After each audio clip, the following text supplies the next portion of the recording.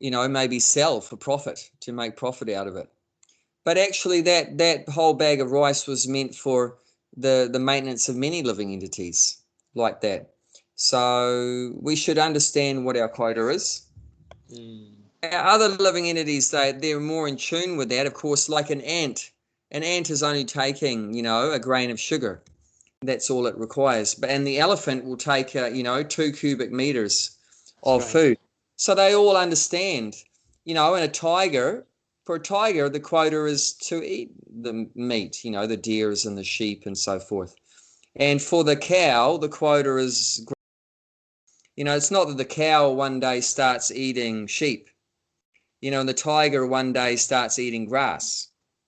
So they all instinctively know what their quota is.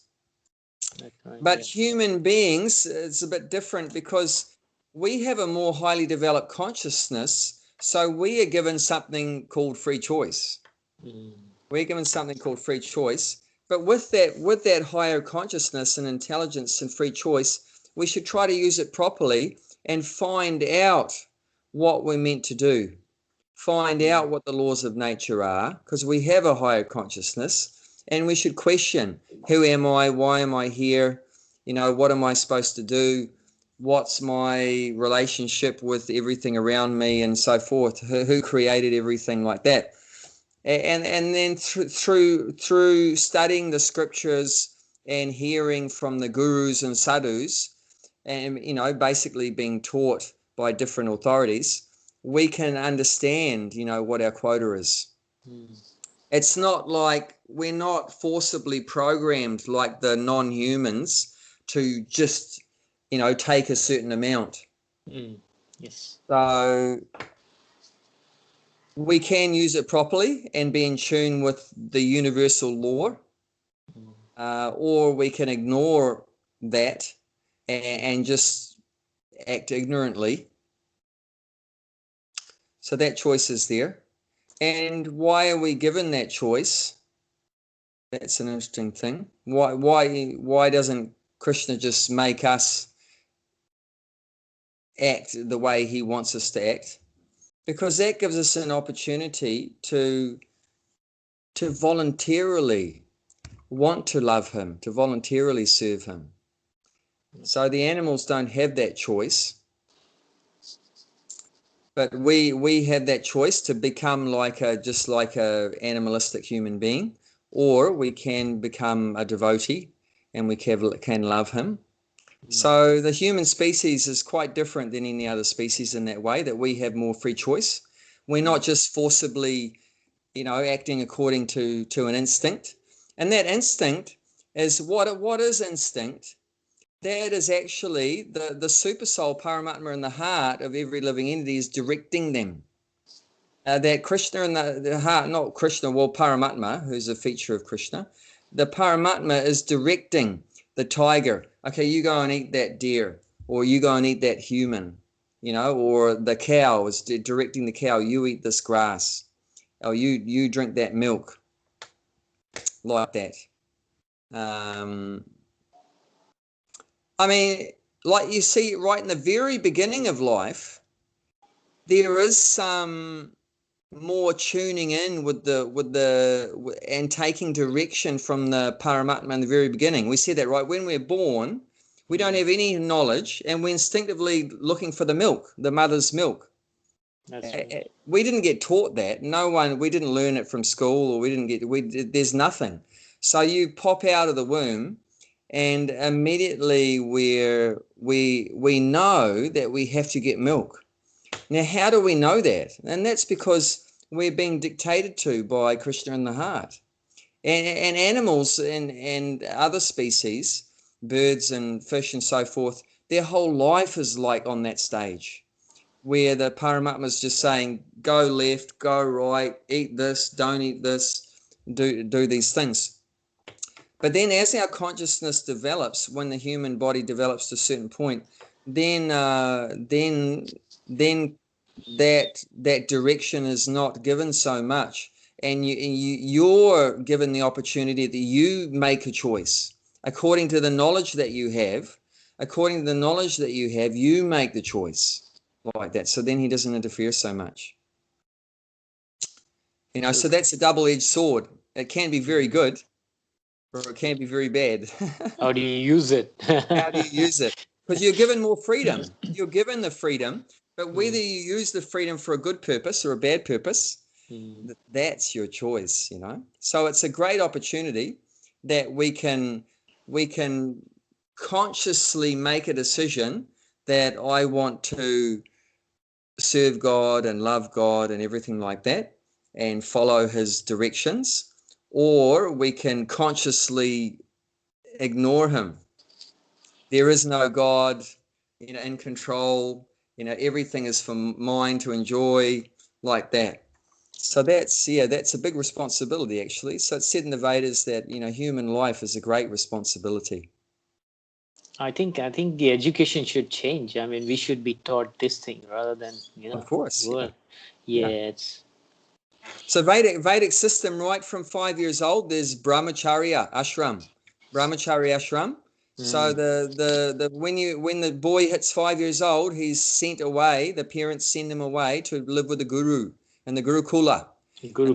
And he'll get trained up in all this knowledge that there is Ishvara, he's in control, we're the das, we're the servant, everything like that is given there. So that's a very perfect social system to used to be. I mean, there are not many there now. No, it's very rare. It's very rare. So we are going to universities and other stuff. We are studying material. Yeah. Yeah. So that's the situation. So let's see what Prabhupada says here. So do you want to start reading the purport? Yes.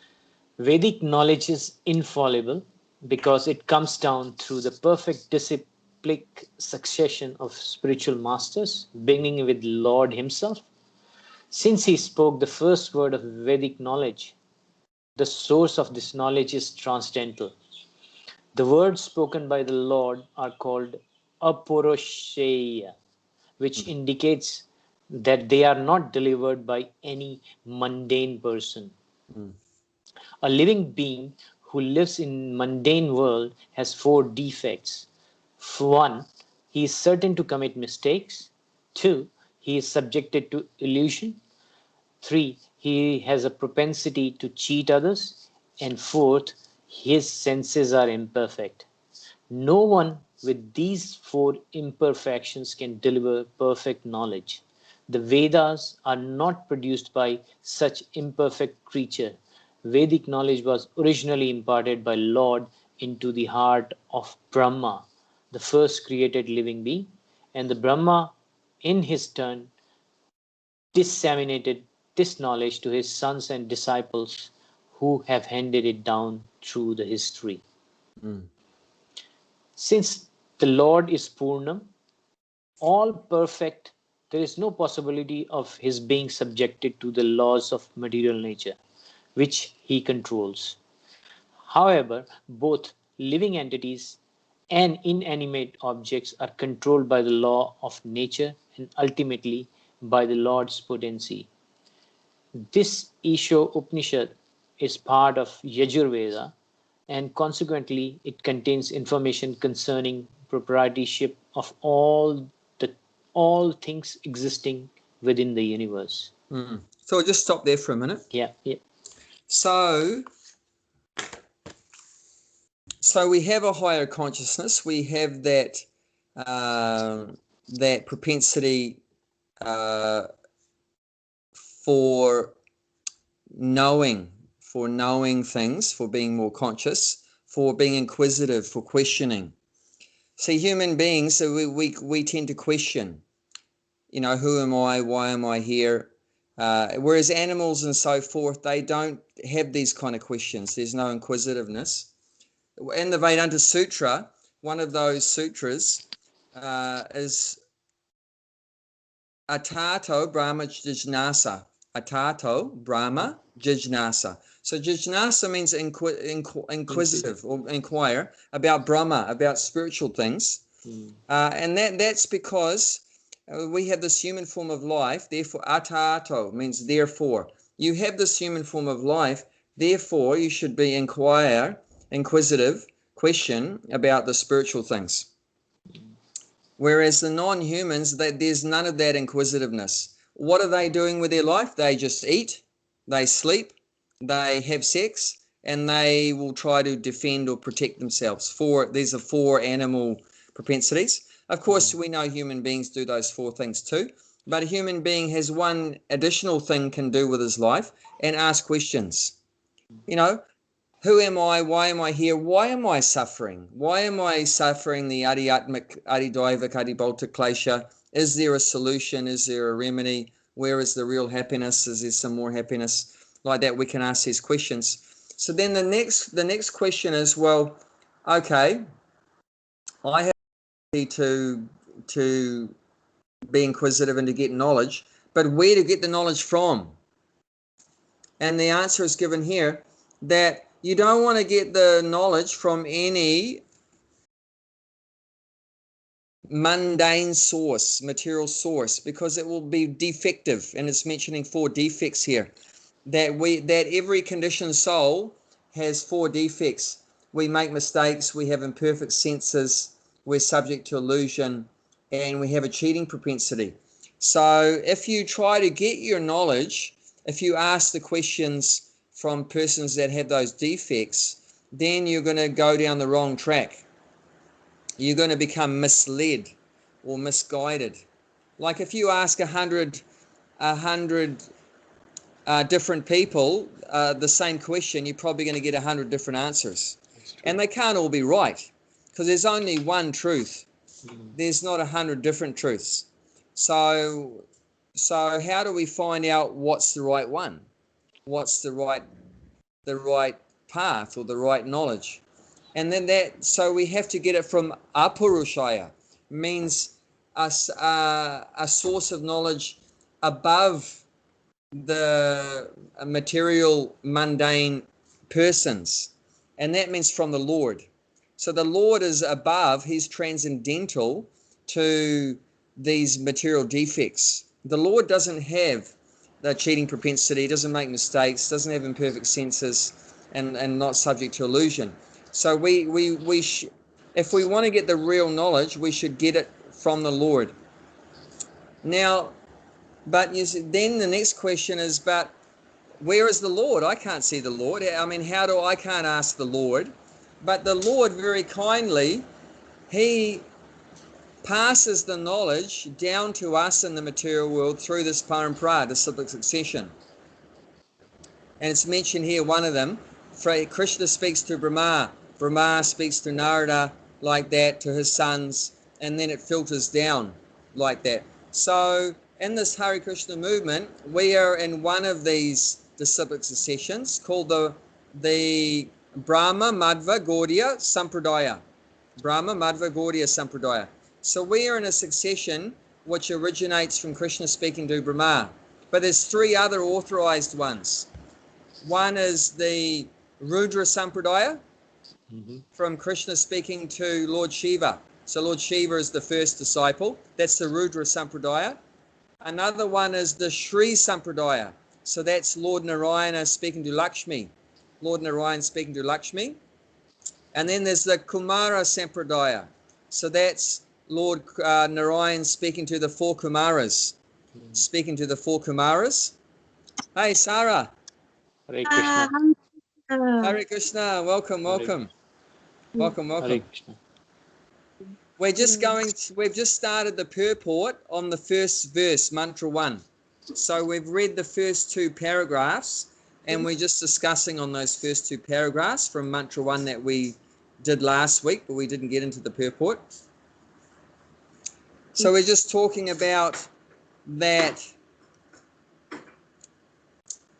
the real potential of a human being is that we have a higher consciousness than the animals and so forth. So we have that inquisitiveness to search for knowledge, to try to get answers to questions. But then the question is, where do we go to? Who do we go to get answers to our questions?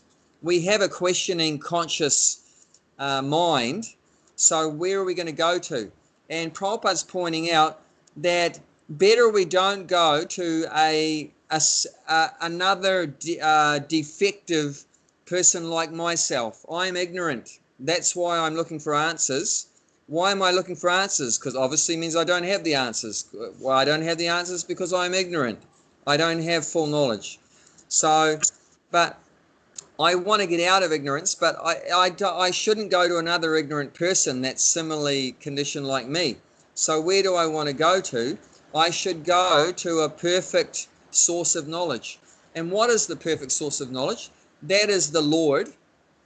And in absence of having the Lord like with me right here and now, I can go to the Vedas. So the Vedas, like this Isopanisad, the Bhagavad Gita, the Srimad Bhagavatam, all these Puranas, Upanishads, these Samaveda, Yajurveda, Rigveda, Taraveda, the Mahabharata, like that. These are all coming from the Lord through the disciplic succession.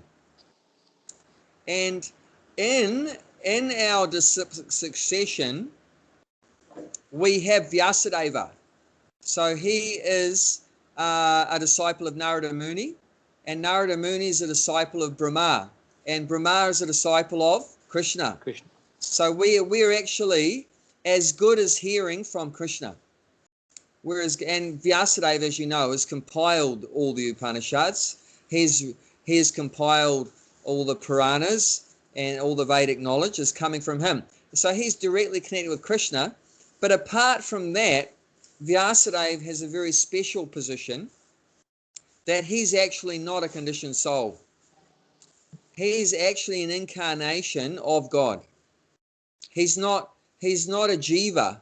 He's not a tiny living entity like us. He's actually the Supreme Lord appeared with the empowerment to be able to compile literatures. So he's called the literary incarnation. Vyasadeva is called the literary incarnation of God. There's one sloka in the first canto, second chapter of Srimad Bhagavatam, on a third chapter of Srimad Bhagavatam. Idam Bhagavatam nama Puranam Brahma Samitam Uttama Sloka Charitam Chakara Bhagavan Rishi. So it says Chakara Bhagavan Rishi, which means compiled by Bhagavan Rishi. Who is the Bhagavan? Means God, and Bhagavan in the form of a Rishi. Rishi means sage, and particularly the sage refers to Vyasadeva. Vyasadeva, he lived like a sage, like a hermit in a simple cottage, and very renounced, and like a saintly person, a sage. So he's a Rishi. So, but he's not an ordinary Rishi. He's Bhagavan Rishi. He's Bhagavan God in the form of a Rishi. So he's appeared in this form to compile all the Vedic knowledge, including this Srimad Bhagavatam. So you're by hearing from the Vedas is as good as hearing from God. And God is the perfect source of knowledge. And like we talked about, he doesn't have any defect. He's the only one that's not going to try to cheat you. He's the only one that doesn't have imperfect senses.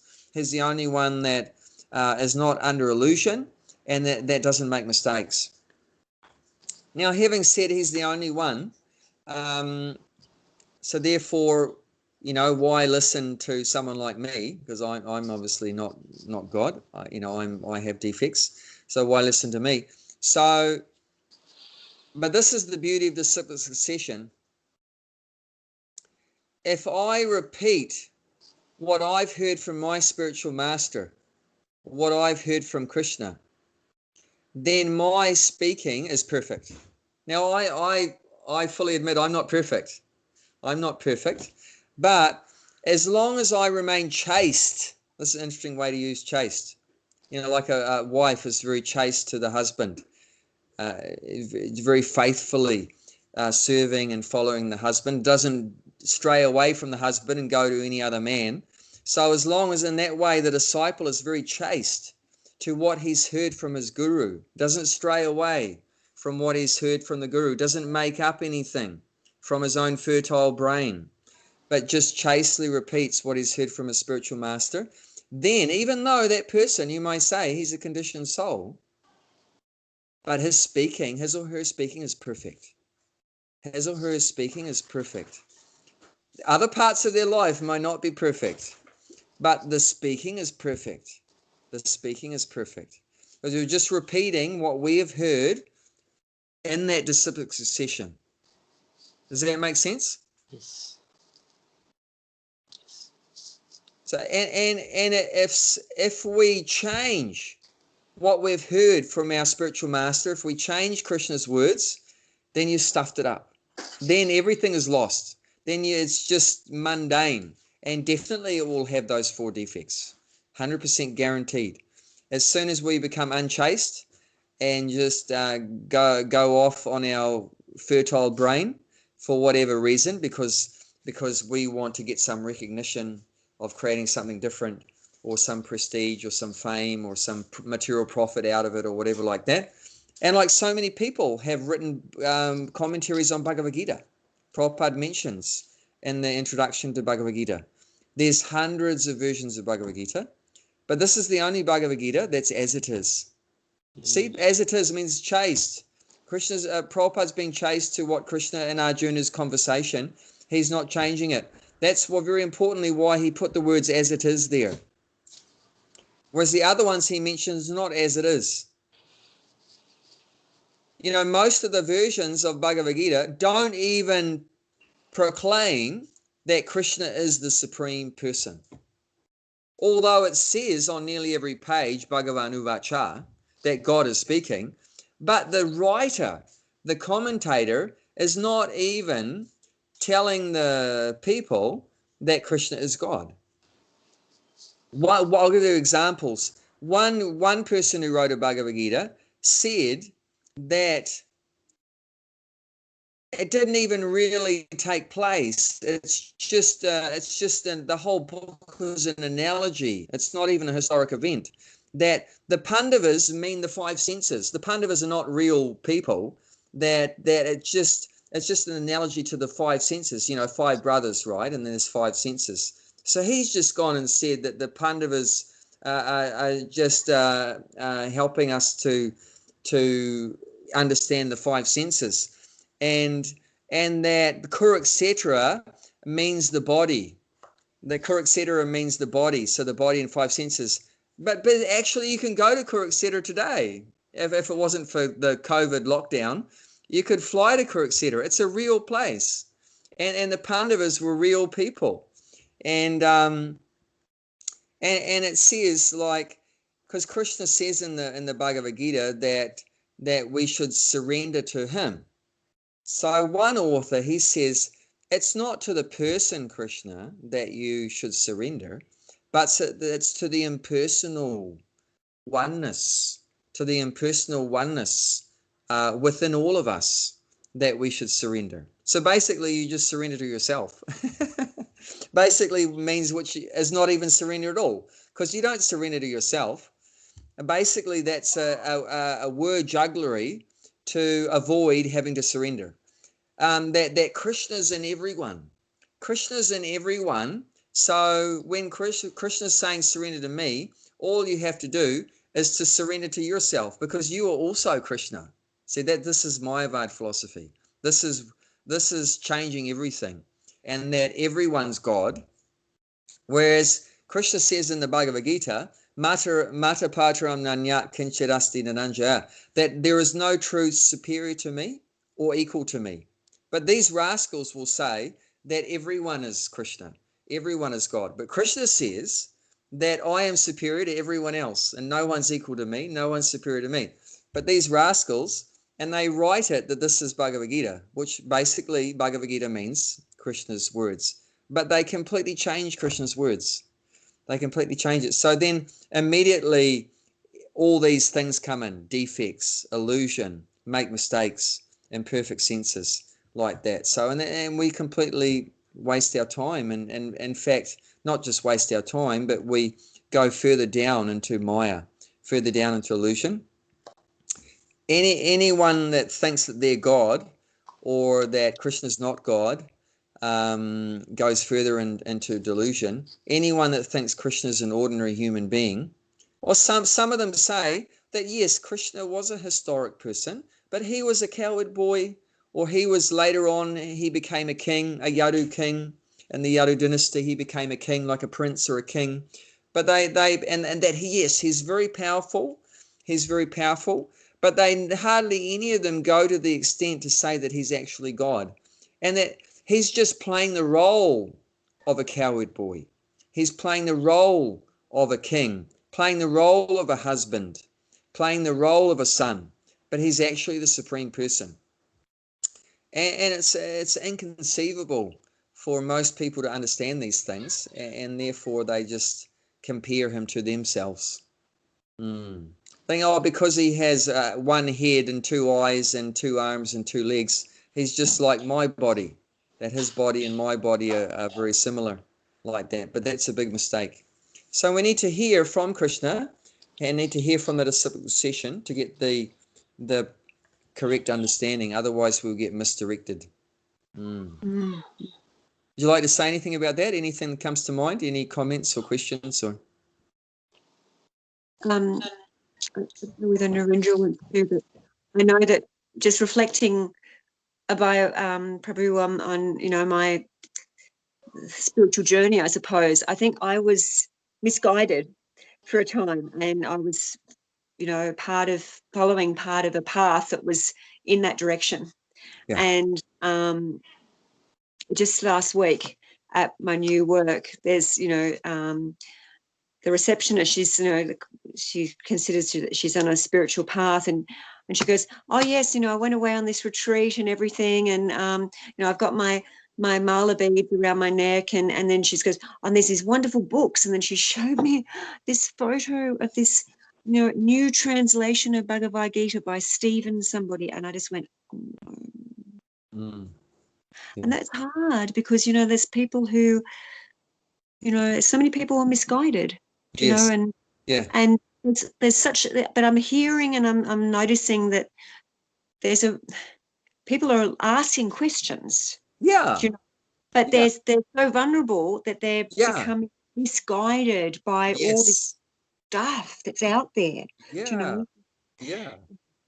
And that's a big comment, but yeah. No, that's perfect. That sort of summed it up.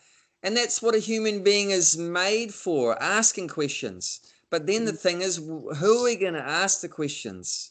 And then therefore here it's explained to us, be very careful who you ask your questions to. You should try to get it from the best authority. Go to the most perfect authority to get answers for your questions. Don't just ask any Tom, Dick, and Harry. It's said in the Vedas, otherwise it's like the blind leading the blind. It is.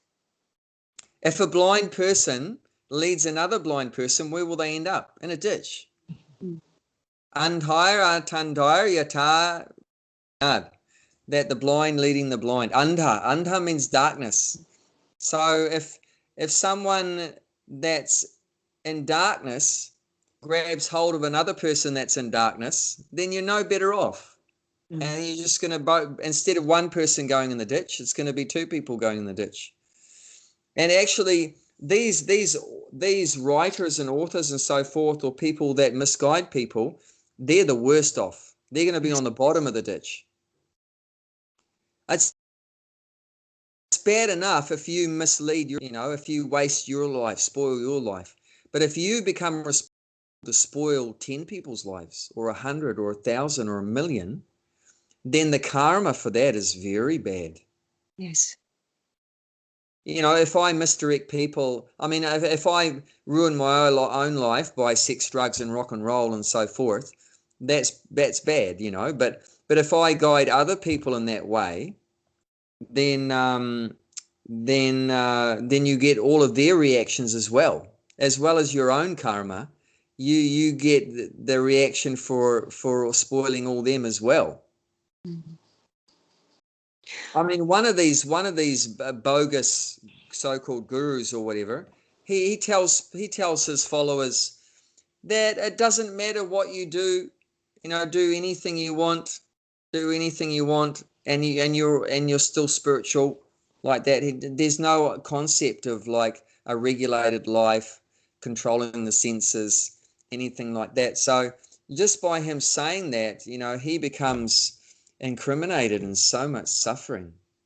And for his future is very bad. His future is very bad.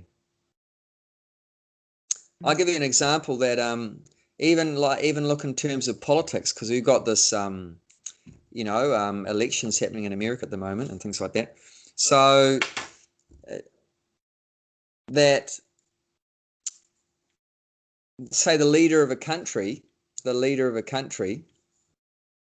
if he doesn't do his duty properly to direct all the citizens towards spiritual life, to performing their duties, because actually everyone has a duty. We're talking about that before, Sanatana Dharma. We all have Dharma, we all have duties. So the king is responsible to make sure everyone does his duty. Like the king is responsible to check, is the Brahmana, the priest, doing his duty? Is the Vaishya, the mercantile person, doing their duty? Is the Sudra's doing their duty? Is the husband doing his duty? The wives doing their duty? Is everyone doing their duty? And he has to make sure they do. And he has to chastise and punish them if they don't and bring them back on the right track. He can't just sit in the palace and collect taxes. That's not what it means to be a leader. And it said if he doesn't do that, then at the time of his dying, he gets, now I can't remember exactly the percentage, so I might need to be corrected on this, but there is a percentage he gets of all of the karma of all the citizens. I think it's 1/6, but it might be 1/5 or like that, but it's not far away from that.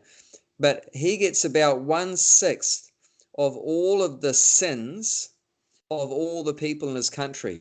Now imagine you're the leader of 200 million people. Wow. So when you die, if he hasn't done his job properly, he gets 1/6 of the sins of 200 on his head when he dies. And if the king does his job properly and make sure that everyone does their duty properly and directs people towards spiritual upliftment, then he gets 1/6 of all their good karma, which is wow. You hit the jackpot. Then so it's a double-edged sword. It goes both ways. So, and it's the saying with any kind of authority.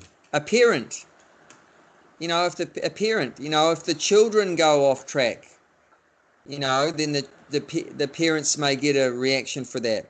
Or if they become very good, like if your child becomes a bhakta, Krishna bhakta, Ram bhakta, if your child becomes a bhakta, then the parent gets a credit for that. You share the credit for that. It means if your child became a pure devotee like Prahlad, imagine your child becomes like Prahlad, then he might not be very good, but you get liberated too. He gets liberated and you get liberated. What happened to Hiranyakashipu was a very bad father. But because his son became a devotee, Hiranyakashipu got liberated. Of course he did. Yeah. And like a guru, if the guru doesn't do his duty and directing the disciples properly, if he doesn't discipline them and correct them and guide them properly, then he gets some of their bad karma. And if the disciple becomes a very good disciple and goes back to Godhead, gets liberation, the guru will also get the credit and go back to Godhead. Even if the guru wasn't maybe completely perfect, if the disciple becomes perfect, then he gets the credit. So it's actually a big responsibility to be a leader of anybody. To be a leader is a very big responsibility. And you definitely don't want to mislead people. And remember, that's one of the defects of a conditioned soul, is have a cheating propensity. So that propensity is definitely there, that we just make things up and talk all nonsense and speculate and and talk as if, like Prabhupada will give the example of a cheating propensity, that someone is presenting themselves as a teacher, because that's where you get knowledge from, right? From a teacher. So they present themselves as a teacher, and then they talk as if what they're saying is the truth, right? I mean, that's the way when I was a student, I was thinking that I'm hearing the truth, the facts. And so when the teacher says it all started from a big bang and that we evolved from monkeys, then all the students, we're just very naive. We just think, oh, this is the truth. Actually, it's not the truth. Actually, the teacher's cheating us. And cheated. So Prabhupada said this is a society of, I don't know, there's a lot of rain in the background here. I'm not sure if you can hear everything I'm saying properly. But he said, this is a society of the cheaters, ERS, and the cheated, ED. The society of the cheaters and the cheated. So someone is cheating and the other person is being cheated. And but even the interesting thing is, even the cheater, they also ultimately they are being cheated also, because they will have to take birth again and they will be punished for cheating others. Like say, now I might become super rich in this life from exploiting you all and taking all your money. You know, I might do a business and rip you all off and take lots of money. And then you might think, well, what a cheater. And they have come out on top and we're all cheated. But when they die, they're going to have to come back again to pay you all back. Did you know that? Say in this life, if I take $10 from you and don't pay you back before I die, I have to come back again in the next life to pay you back your $10. So even the cheater, he is ultimately also cheated by the material nature. By the material nature. Now, do you want me to tell you a secret how you can pay back all your debts before you die? Yes, please. You might be getting worried now. Oh my God, I've got so many debts. You know, because also not only that, I mean, we take sunlight every day. Benefit of the sunlight. Do we do anything to pay back the sun god? Like now it's raining and we're utilizing that water. Do we pay anything back to Indra for giving us water? We're taking milk from the cow every day. I mean, I am. Do we give anything back to Mother Cow, to Gomata? No. So like that, so many debts. And like, you know, we got this human body from our mother and father. Do we do anything back for our mother and father? Sometimes not. You know, sometimes not. So we're taking all this knowledge from Vyasadeva. Do we do any service for Vyasadeva? Have we paid back our debt to Vyasadeva? Like that. So we've chalked up a long list of debts. But the good news is that, I mean, what we should do is we should pay back our debts to these different personalities. And there are processes of doing that. It's called sacrifices and pujas, you know, doing pujas and sacrifices and so many things. And, you know, individually to these different personalities to try to please them and reciprocate, you know, for our gratitude for receiving something from them. And actually, it said, I'll give you, I mean, there's other things. I mean, like it said, how do you pay back your debt to your parents? It's said by you producing children. That's an interesting one, huh? So you're continuing the cycle, right? So that's how you pay back your debt to your parents, by you producing children. That's one. Each particular personality or whatever, there's a different process for paying back the debt. But just by doing one thing, we can pay back all debts to everyone, and that's said by Gato Mukundam Parihitya Kartam. If we approach Mukunda Sharanam Sharanyam and surrender, if we surrender, go to Mukunda. Mukunda is another name of Krishna, it means the giver of liberation. So one who gives liberation. If we surrender to Mukunda or Krishna, and then all of our debts are paid back. Then you're not a debtor. You're not indebted to anyone anymore. He's the ultimate owner, isn't it? Yeah, he's the like this verse is saying that he's the owner. So if you just pay back your debt to the ultimate owner, you don't have to pay back your debts to the middlemen, isn't it? Like if you hand over the taxes to the Prime Minister, you don't need to hand over your tax to the Minister of Social Welfare, the Minister of, Finance, the Minister of Social Development, like that. You just paid it to the top boss. You just give it to the Prime Minister. You don't have to give it to the middlemen anymore, like that. So that's awesome news, because I know I've definitely chalked up big debts, and I don't know how the hell I'd ever pay it back. But and in many crimes too, not just debts, but many crimes. So, but if we just surrender to Krishna, then Krishna cleans the slate. Then it's all cleaned out. You don't have any debts to anybody, and that's wonderful. And that's one of the basic principles of bhakti. That just by surrendering to Krishna, that we don't have any other obligations. We've fulfilled all of our obligations, all of our debts. That's what we want to develop faith. That's called Shraddha. So Shraddha, Shraddha, that Shraddha means faith, means that conviction. Simply by my surrendering to Krishna, then all my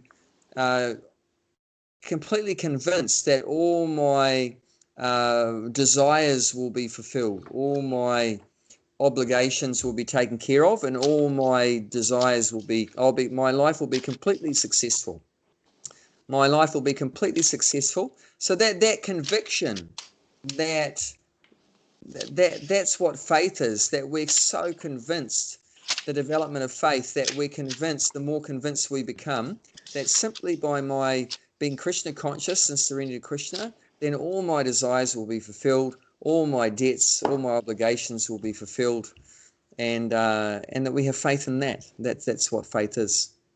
I was reading something on Bhagavad Gita 9.3. It says in Chaitanya Charitamrita, it is said that faith is the complete conviction that simply by serving the Supreme Lord Sri Krishna, one can achieve all perfections. Yeah, that's it.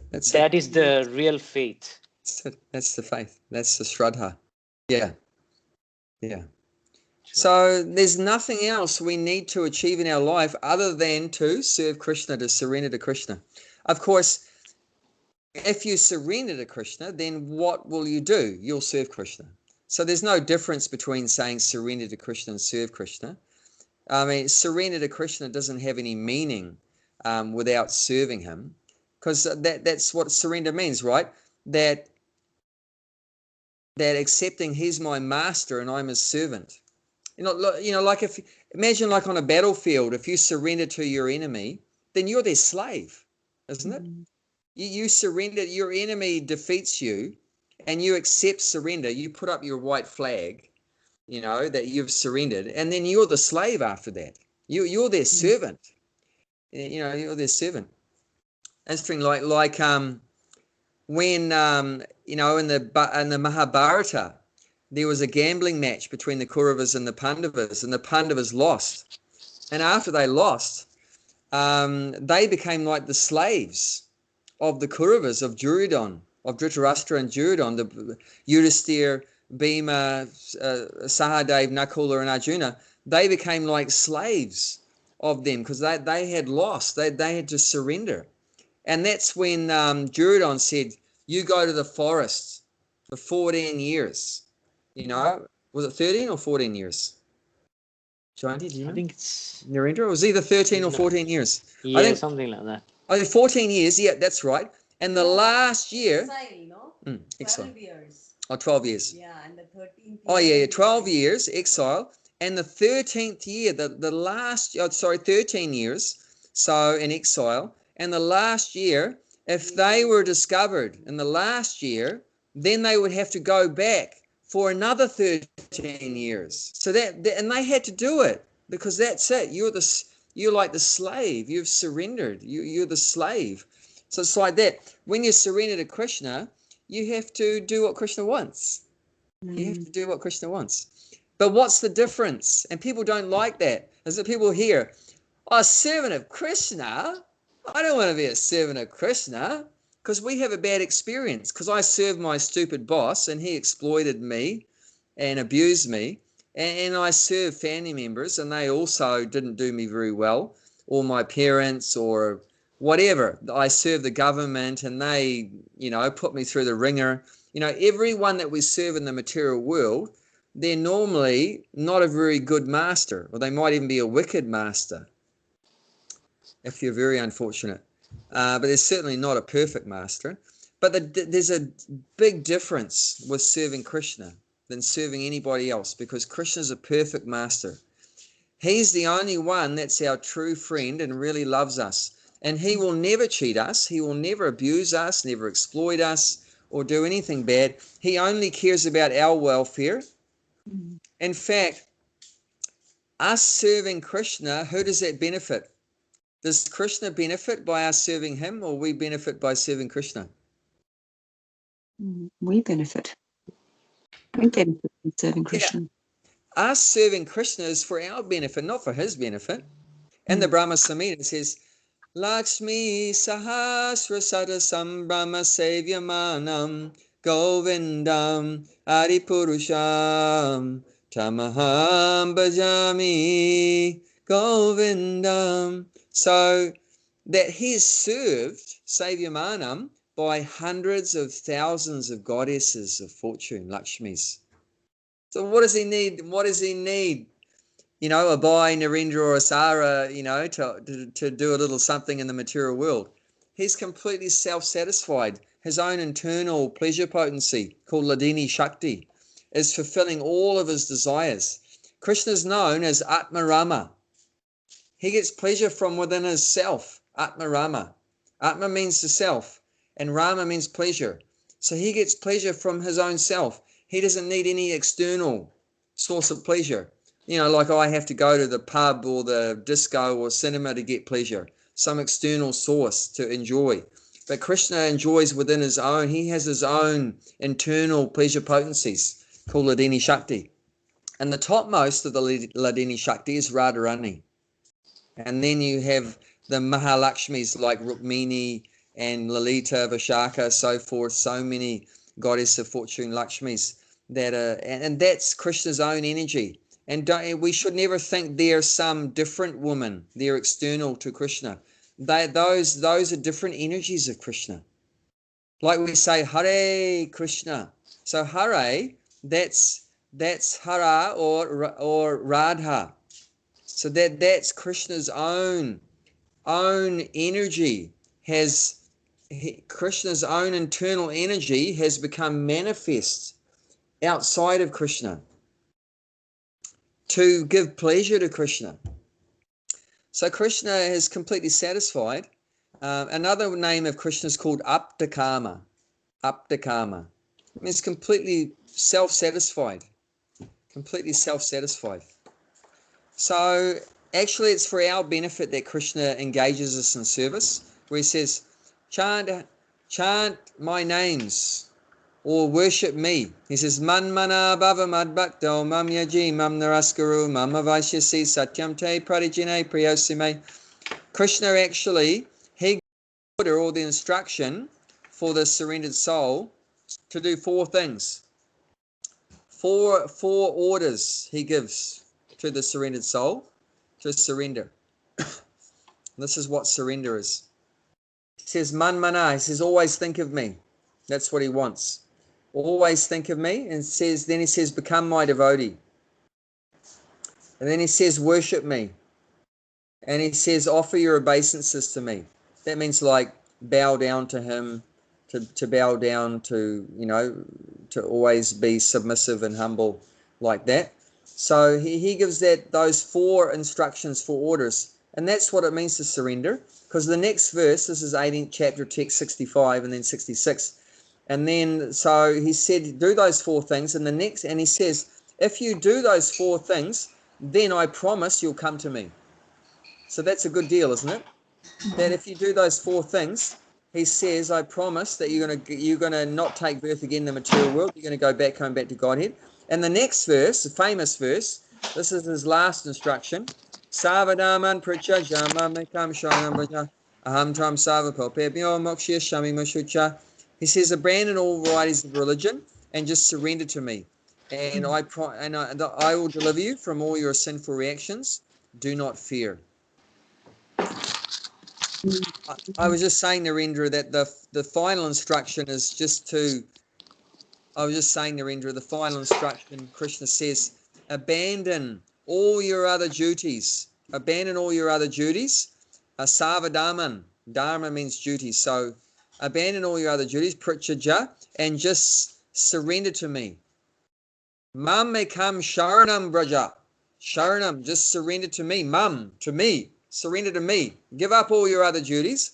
Like I said, you don't have to any duties to the sun god and the water god and the fire god and the cow and your parents and all these other duties and the government and everything.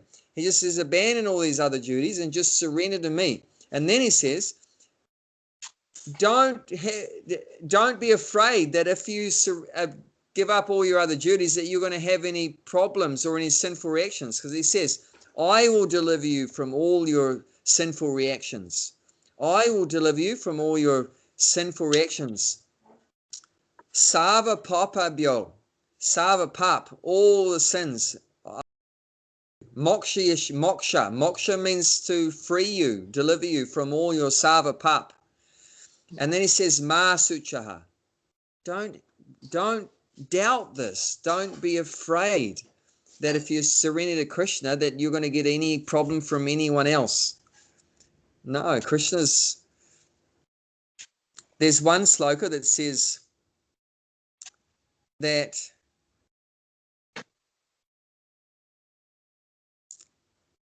there's a person that is the controller of fear. See, everything is controlled by somebody. So even death or fear, there's a person in control of that.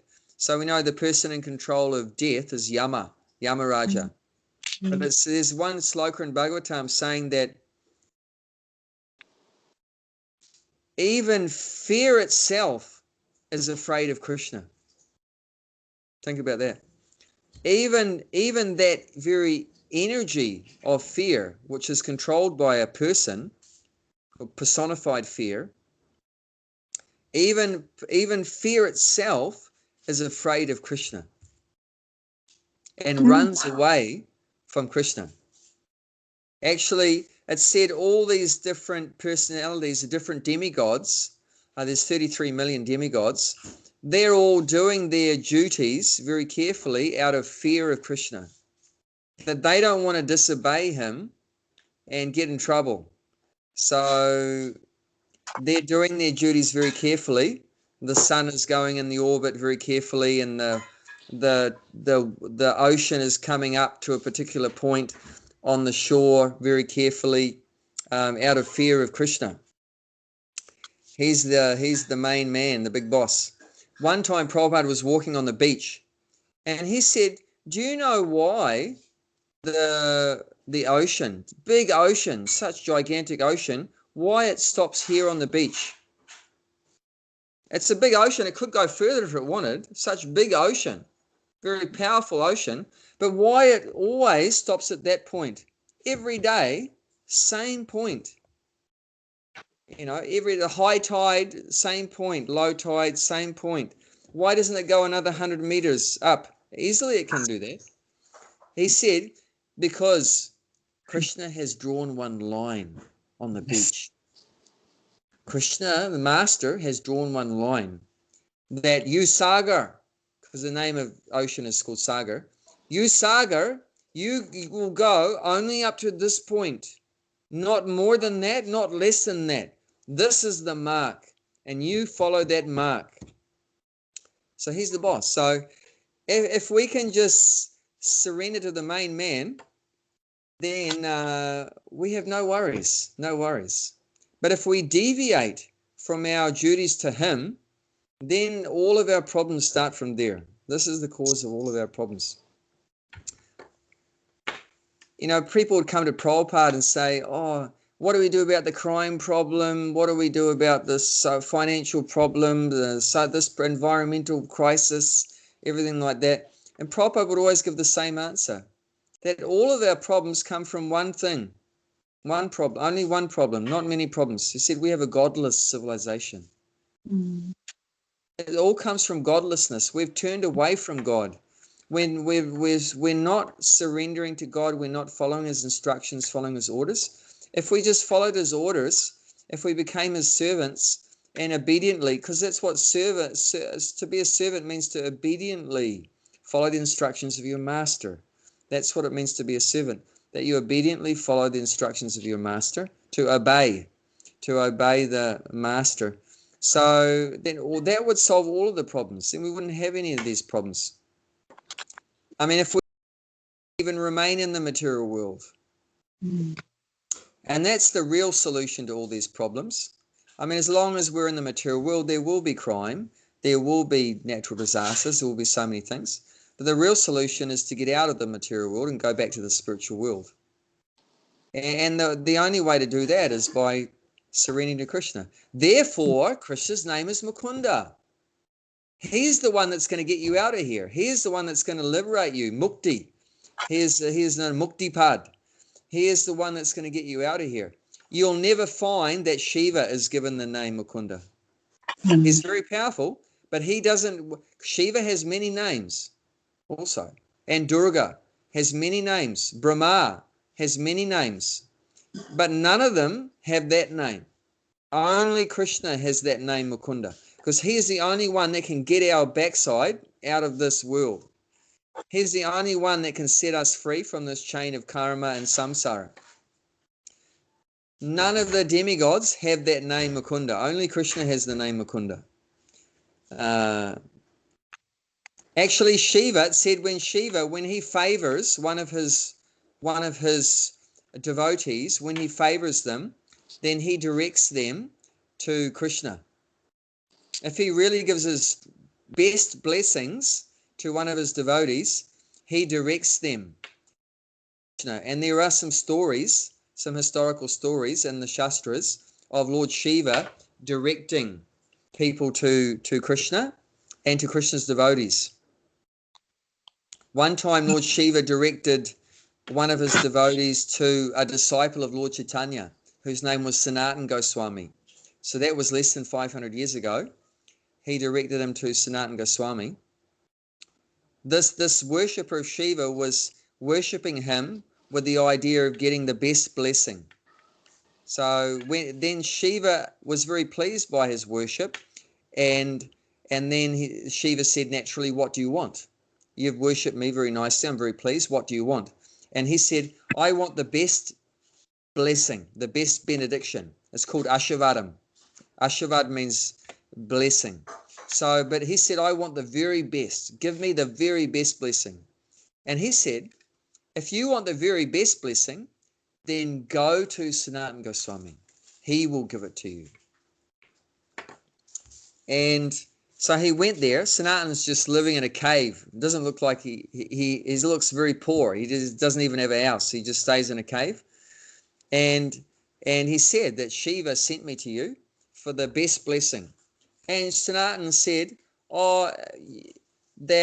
just go over to the corner in my pile of rubbish, and there's a Chintamani there. Chintamani is a touchstone. It's a very special jewel.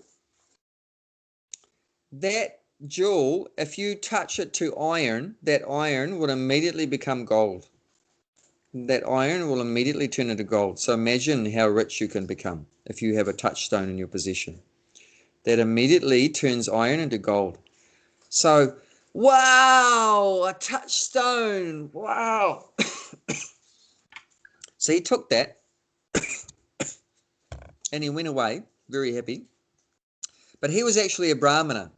Means he's an intelligent guy. He's not a Sudra. He's a Brahmana. He's got a good brain. So he thought, hang on a minute. I asked him for the best thing, and he pointed me to his rubbish pile. The Chintamani was in his rubbish pile, his pile of rubbish in the corner. So he must have something a lot better than that, because if he's keeping that in the rubbish, he must have something a lot better. So he went back and said, I think you're cheating me, because I asked for the best thing, but you kept this in your rubbish pile. So have you got something more better? And Sanatan said, I have got something better, but if you want that, then you have to throw the Chintamani jewel away. So that was like, oh, should I, shouldn't I, should I, shouldn't I, should I, shouldn't I? But he wanted the very best thing. So he threw it away. And then Sanatan Goswami initiated him into chanting, guess what?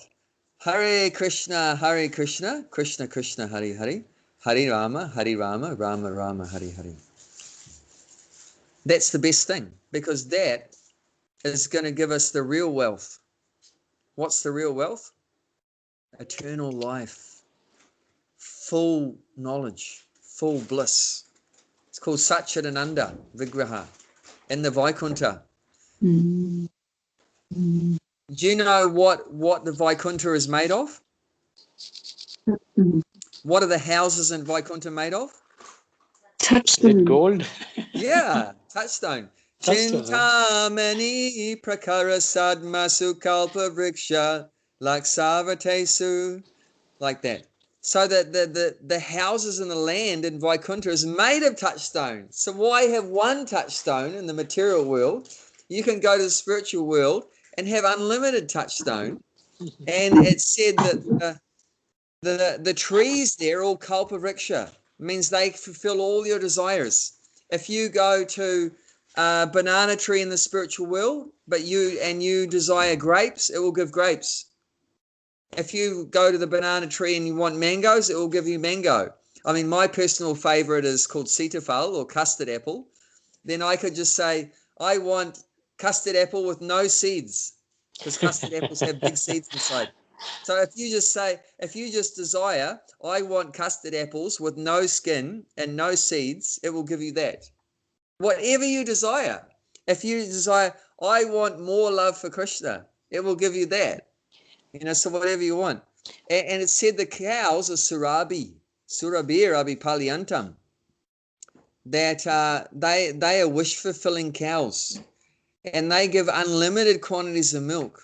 Here you can only get 10, 20 liters if you're lucky and use a machine. There they give unlimited quantities of milk, and you don't need a machine. And like that is so, everything is so ecstatic, and different flavors and everything like that. So that's the best benediction, to be connected with Krishna, to become Krishna conscious, Krishna's devotee. Krishna's devotees have the best life in this world and in the next.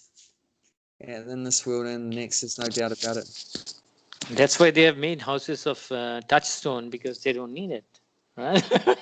They need the Kalpa is giving them everything. Yeah.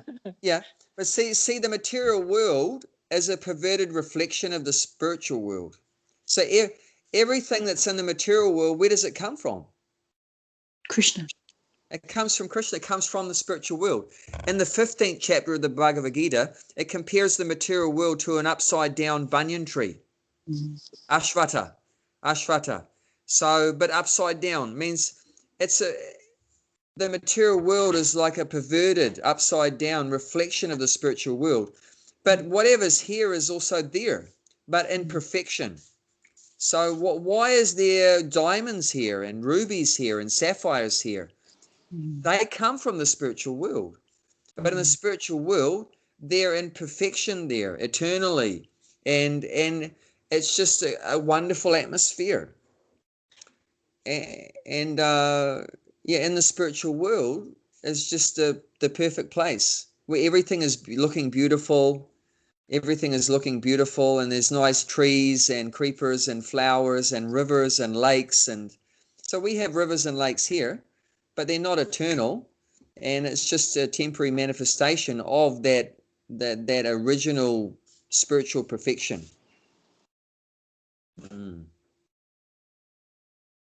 So many things, so many things. So we've nearly run out of time as usual. So let's just continue with the purport. Let's see if we can finish the purport. Okay. Oh, it's quite big. Okay, anyway, let's see. Okay, so Sarah, do you want to continue reading? Starting from the third one. This is confirmed. Oop, hold on, I've lost where we are. Isopanisad Mantra 1, third paragraph. Yes, third paragraph. Yeah.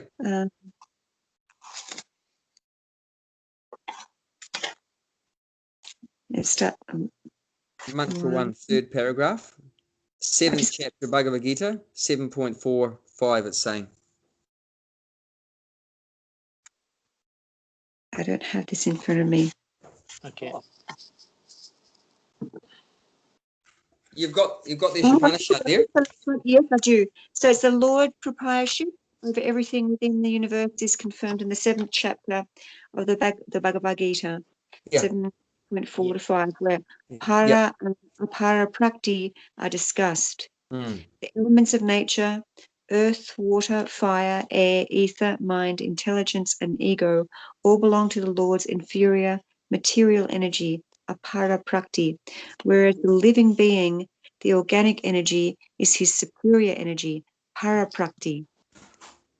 Both of these praktis or energies are emanations from the Lord, and ultimately he is the controller of everything that exists.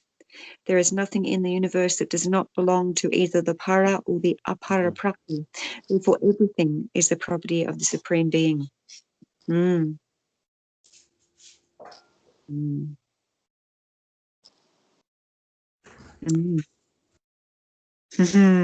If you have this knowledge, there's really no choice to surrender. Everything's his. Even the soul belongs to him. He created us, the soul. And he didn't just create our body, but he created us, the soul. We're his energy. So with this knowledge, there's really no choice other than to surrender to him, because he is everything.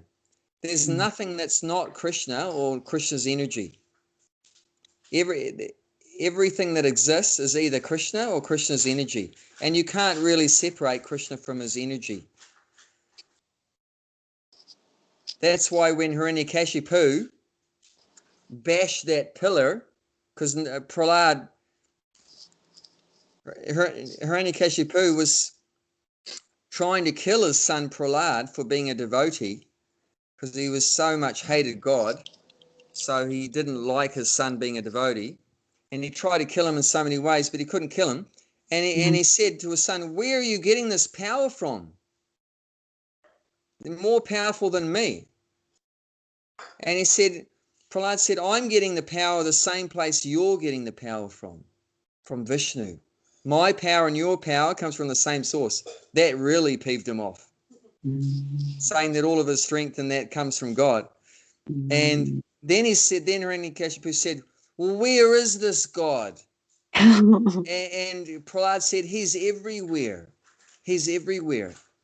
And Hiranyakashipu said, "Well, if he's everywhere, he must be in this pillar, and I will kill him." So he pulled out his sword and then bashed the pillar. And when he bashed the pillar, that was his last mistake, because then the Lord came out of the pillar, proving Prahlad's words that the Lord is present everywhere. So you can't really separate the Lord's energy from the Lord. He can manifest anywhere and everywhere. So the Lord is simultaneously one with and different from all of his energies. And that's quite inconceivable. That's called the philosophy of Achintya Bheda Bheda Tattva. That he is inconceivably one with everything and different to everything at the same time. So that was the philosophy actually given by Lord Chaitanya. Lord Chaitanya, one of his contributions was giving us that topmost Vedic philosophy called Achintya Bheda Bheda Tattva, that the Lord is simultaneously one with everything and different to everything at the same time.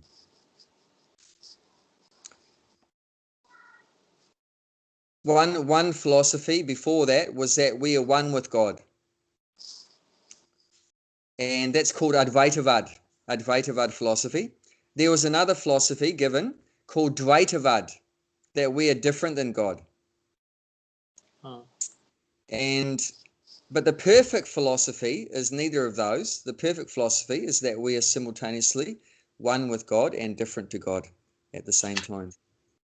We're one in quality, but different in quantity.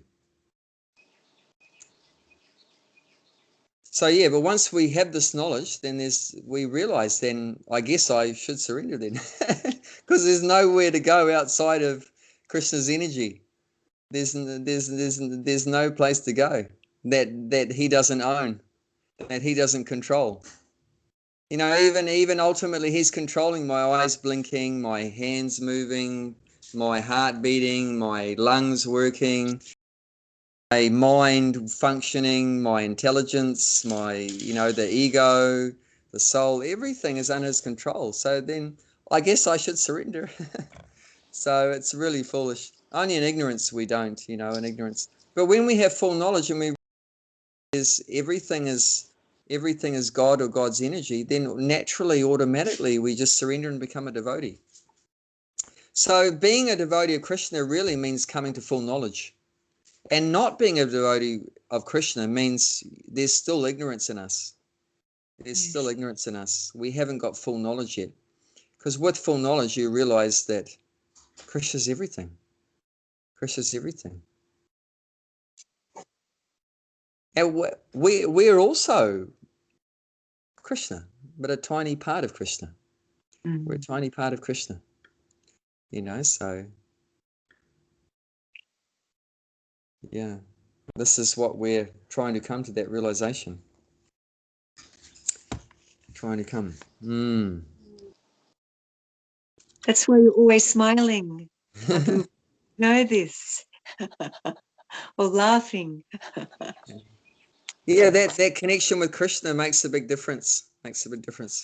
Like we've said before, when the hand is connected to the body, the whole body, it's a very happy hand. But if I just sever the hand, that's a very sad hand. That's a very sad hand, So it completely doesn't function anymore. So, but we can immediately go from being a dysfunctional person to a very functional person just by reconnecting with Krishna. And that's yoga. That's to connect. So that's what we're trying to do. We're trying to connect that cut off hand. We're part of Krishna. So we're trying to connect that cut off part back to the whole. And interestingly also, just like not only the hand would be completely, miserable, unhappy, being cut off from the body, but the body would be unhappy that the hand has been severed off. So in the same way, Krishna is, and I mean, in one sense, Krishna is always blissful, right? We know that God is always full of bliss. But it is said that Krishna has one unhappiness, that his children, his parts and parcels, are suffering without Krishna consciousness in the material world. One time Prabhupada said in a class, just like if you push a pin into any part of your body, the whole body feels the pain. In the same way that Krishna, that when we're unhappy, Krishna feels that, doesn't it? Like I could poke the pin into my finger or in my toe, and the whole body feels it, right? So in the same way, that any part of Krishna's creation, if there's some pain there, some living entity feels some pain, then Krishna feels that. So it's one of our prime duties to try to relieve Krishna's pain. So don't be a source of pain to Krishna. That we should be a source of happiness to Krishna, like that. Interesting. So Jayanti has given me the signal. Unfortunately, we can't finish the purport. But actually, spiritual knowledge can never be finished because it's unlimited. It's unlimited. So I know Prabhupada's guru, Prabhupada told this story, that his spiritual master spoke for 3 months every day on the first verse of Srimad Bhagavatam. Wow. Every day. And it wasn't for half an hour. It was, and he even talked longer than me, which you may feel hard to believe. But he talked for many hours every day on the first verse. It goes, Janmadyasya yatonvayaditaratas chatesha bigna swarat tene brahma hridayadadi kuviye muyan suraya tejo varimadam yatavanamayo yatra trisago mrsa damna svena sada nirasta guhakam satyam param dhimahi. So on those few sentences, spoke for 3 months. So here's so much realization. So it's unlimited. Anyway, we just the real thing is that we should just relish. How far we get doesn't matter, but we should just relish it. This spiritual knowledge. That's true.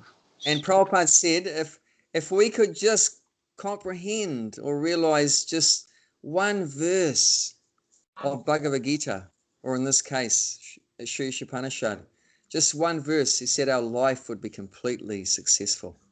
Even if you don't get through the whole lot, but just try to realize even one thing. I mean, even if we could just realize this one thing in our life, that there's nothing outside of Krishna, nothing other than Krishna. I should just surrender and do what he wants. You know, then just by, even you didn't understand anything else, just to understand that, then our whole life would be successful. So we'd rather try to go longer and deeper on one subject than just go quickly over many subjects and not understand anything. That's you know, true. but rather just try to just, like Prabhupada would keep hammering one particular point. You're not the body, you're a spirit soul. He would like hammer it and hammer it and hammer it. And you think, why the hell does he keep just saying the same thing in different ways? Because we're just so thick, you know, and we don't get it. And it's just so important that if we could just understand that we're not the body, that we're a spirit soul, 99.9% of all of our problems would be solved. And because we don't get that, we can't go any further, because that's the very first step, you know, to realize that. You know, all of our problems are coming because we identify ourselves as the body. All of our problems are coming from that, our miseries. And spiritual life begins when we realize that we are the soul. That's when bhakti begins. Bhakti can't really begin, bhakti yoga can't really begin until we understand that we are the soul. You can't be thinking you're the body and be a bhakti yogi. You know, you have to be thinking, you have to be in the consciousness that you are the soul. Because bhakti yoga means that's the actions of the soul. That's the activity. What is the activity of the soul? That's bhakti. What does the soul do? Hear about Krishna. What does the soul do? Chant about Krishna. What does the soul do? Remember Krishna. What does the soul do? Worship Krishna. What does the soul do? Be a menial servant of Krishna. Like that, there's 9 processes. Make friends with Krishna, surrender. So there's 9 processes. Nava, Vidhi, Bhakti Yoga. So that's Bhakti Yoga means you're acting as a soul. So before you're going to act as a soul, you have to, at least theoretically, you know, understand that you are the soul. And as long as we're thinking with a body, then there's going to be no attraction for doing bhakti. Oh, why should I chant Hare Krishna? This is a waste of my time chanting Hare Krishna. Why do I want to hear this stupid Bhagavad Gita? It's just a 5,000-year-old book. It's not relevant to my enjoyment today. You know, like that. You're not going to be able to do bhakti if you're just absorbed in the consciousness that you're the body.